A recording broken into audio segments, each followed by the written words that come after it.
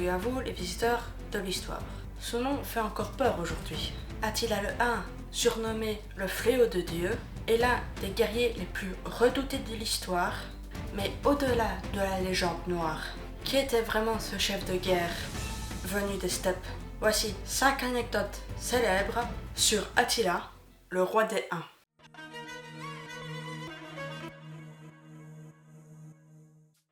Attila ne s'est pas contenté d'attaquer un petit royaume. Non, il a attaqué les deux puissances de l'époque. L'Empire romain d'Occident à Rome et celui d'Orient à Constantinople. Il a mené des campagnes militaires ravageuses, pillé des villes et forcé les Romains à lui donner de l'or pour qu'ils partent. Autant dire qu'il était craint des deux côtés. D'ailleurs, il y a une phrase célèbre que l'on disait « Là où Attila passe, l'herbe ne repousse pas ».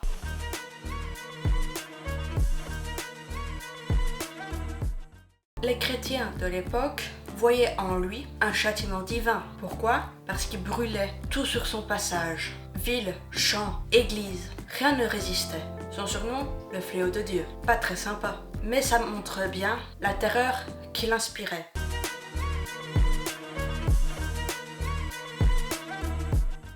En 450, la princesse Honoria, sœur de l'empereur romain d'Occident, envoie une lettre à Attila pour lui demander de l'aide contre son frère. Elle y joint même une bague. Attila croit que c'est une demande en mariage, ou fait semblant de le croire, et il réclame la moitié de l'Empire romain en dot. Ça ne s'est pas très bien passé, mais c'est ce qui a déclenché l'une des plus grosses invasions.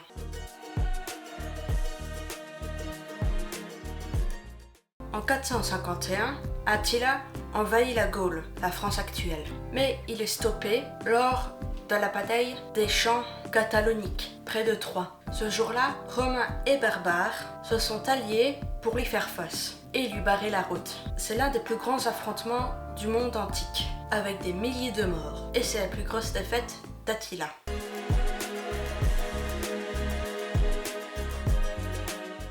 Attila ne meurt pas au combat, ni assassiné. Non, il meurt pendant sa nuit de noces, en 453. Il venait juste d'épouser une jeune femme nommée Ildico. D'après certains récits, il aurait fait une hémorragie en pleine fête, peut-être à cause d'un excès d'alcool. D'autres pensent qu'il a été poignardé, en secret. Une fin étrange pour un conquérant aussi redoutable.